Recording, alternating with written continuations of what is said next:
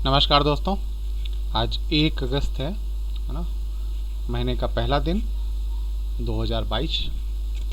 और आज फिर से द हिंदू में क्या पढ़ें और क्यों पढ़ें, यूपीएससी के लिए। यदि आप पीसीएस की भी तैयारी करते हैं या अन्य एग्ज़ाम्स की तैयारी करते हैं तो, और बाद में यूपीएससी के लिए आना चाहते हैं, या आप अभी ग्रेजुएशन में हैं, छोटे स्तर पे हैं, बच्चे के स्तर पे हैं, मतलब स्कूल में हो, कॉलेज में हो, आप ये ध्यान रखिए कि अभी से आपने यदि हिंदू समझना शुरू किया तो आप जब इस लेवल पे पहुंचोगे बहुत ही आसान हो जाएगा आपके लिए।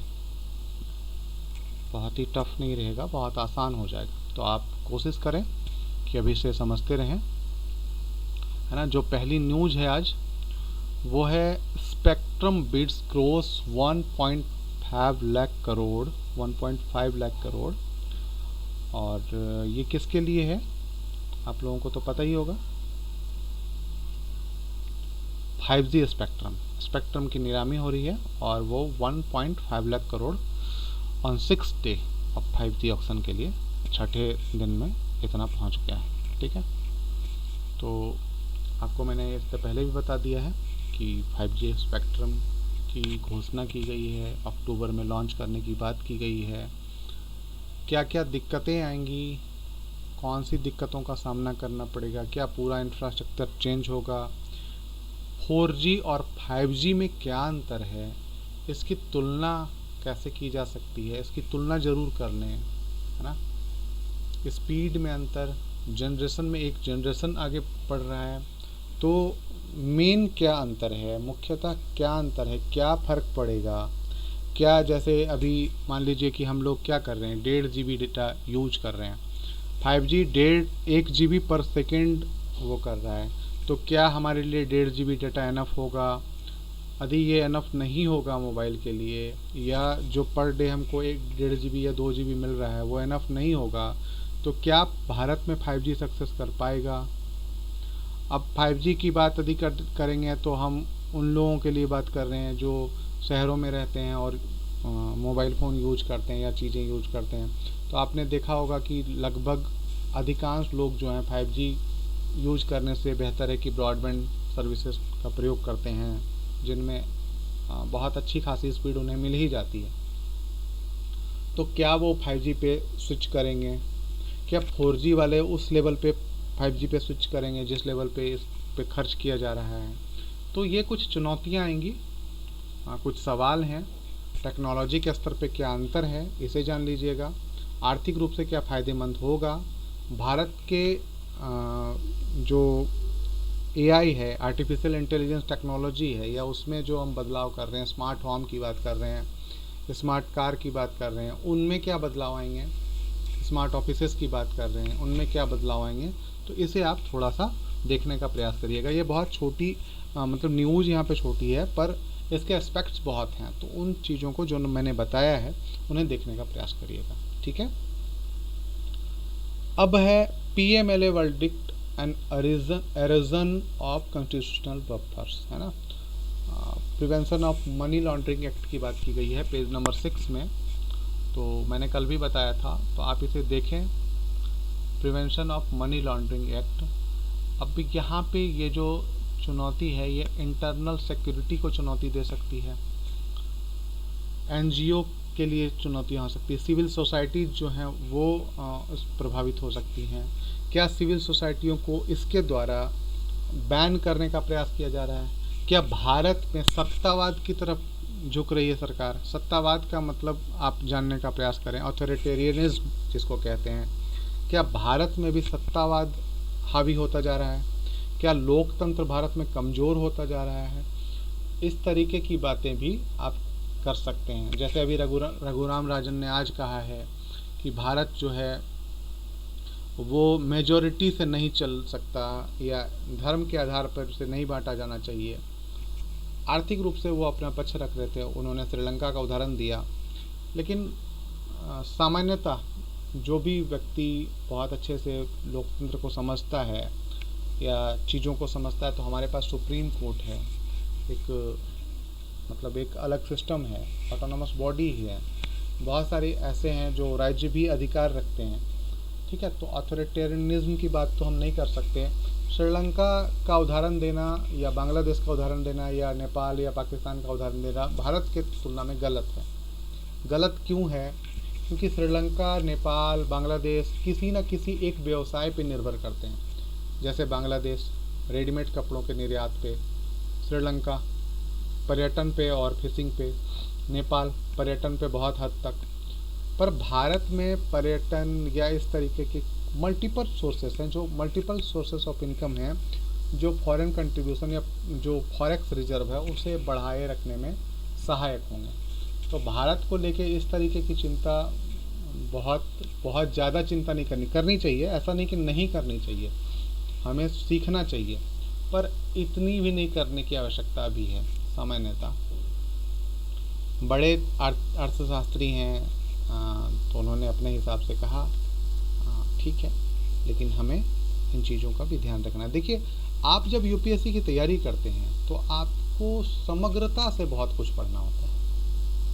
मतलब आप ये समझिए कि आप एक अर्थशास्त्री भी होते हैं, समाजशास्त्री भी होते हैं, विधि विशेषज्ञ भी होते हैं, अपने एक ऑप्शनल जो लेते हैं उसके विशेषज्ञ भी होते हैं, विज्ञान भी उतनी अच्छे से जानते हैं, विज्ञान टेक्नोलॉजी में भी जानते हैं, ज्योग्राफी का अध्ययन भी, भूगोल वेता भी होते हैं, इतिहासविद भी होते हैं। तो इस तरीके से आपको सब लगभग जानना है। सामान्य ज्ञान में सामान्य ज्ञान यहाँ पे विशेष ज्ञान हो जाता है, ये ध्यान रखिएगा यूपीएससी में। तो आप ये मत समझिए कि आपको कम जानना है, ठीक है। तो जानना है और उसका विश्लेषण करना है, साथ ही साथ उसके विश्लेषण करने के बाद एक कंक्लूजन भी देना है कि क्या वो कह रहे हैं तो सही कह रहे हैं या नहीं कह रहे हैं। इस तरीके के विचार आपको खुद से डेवलप करने हैं, और ये डेवलप तब होगा जब आप पढ़ना शुरू करेंगे, है ना। तो रोज़ पढ़िए और रोज़ सुनिए कि क्या पढ़ना है और क्यों पढ़ना है ना, ठीक है। इसके बाद है ब्रिंगिंग यूरेशिया क्लोजर, ना, यूरेशिया क्लोजर ना। अब international north south transport corridor की बात की गई है, तो ये जो नॉर्थ साउथ ट्रांसपोर्ट कॉरिडोर है इसे आप ज़रूर देखें, और इसे देखने से आपको ये समझ में आएगा कि ये नॉर्थ साउथ जो INSTC है, मैं चाहूँ तो दिखाऊं आपको ज़रा। INSTC यदि मैं यहाँ पे सर्च करता हूँ तो INSTC कॉरिडोर है, और इसे यदि हम इमेज में लेते हैं तो आप ये देख सकते हो, ये है ना नॉर्थ साउथ, इस तरीके की बातें ये जो करा जा रहा है ना, NSTC रूट है। तो रसिया से अजरबैजान, ईरान होते हुए भारत, ठीक है। तो इसे आप ज़रूर देखें, और इस प्रकार से आप क्या कर सकते हैं कि मतलब यूरोप को भारत से जोड़ने का एक बहुत अच्छा उपाय हो सकता है ना। तो यूरोप और एशिया को क्लोजर लाने की बात है, ठीक है, क्लोज करेंगे तो इस तरीके से ये चीज़ें देख सकते हैं आप, ठीक है।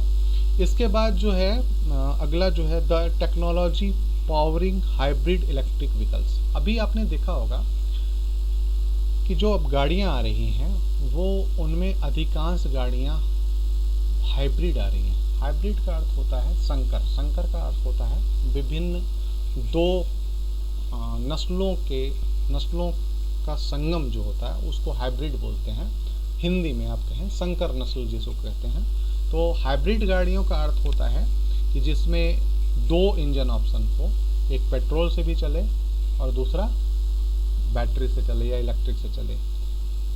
ये हाइब्रिड CNG और पेट्रोल के साथ भी हो सकता है, पेट्रोल और बैटरी के साथ भी हो सकता है, डीजल और CNG के साथ भी हो सकता है। तो इस तरीके की जो गाड़ियां हैं वो हाइब्रिड कहलाती हैं। पर यहाँ पे देखो, इस चित्र से ही आपको समझ में आ रहा होगा कि एक तरफ इलेक्ट्रिक वाला मामला है और एक तरफ पेट्रोल या डीजल वाला मामला है। तो सामान्यतः पेट्रोल का प्रयोग किया जाता है।